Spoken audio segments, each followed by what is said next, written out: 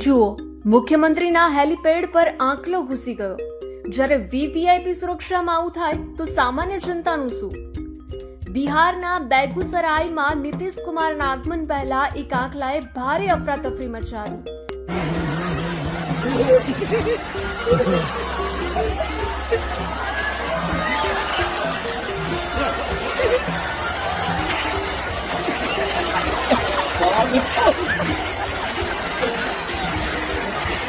એક તરફ રખડતા ઢોરનો આવો ભય છે તો બીજી તરફ કેરળના ખેડૂતોએ આ જ પ્રાણીઓનો અદ્ભુત ઉપયોગ શોધ્યો છે.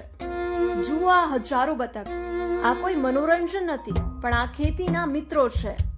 કેરળમાં ઇન્ડિયન રનર ડક્સનો ઉપયોગ કુદરતી રીતે જીવાત મારવા માટે થાય છે. ઝેરી દવાઓ છોડો અને કુદરતને સાથ આપો.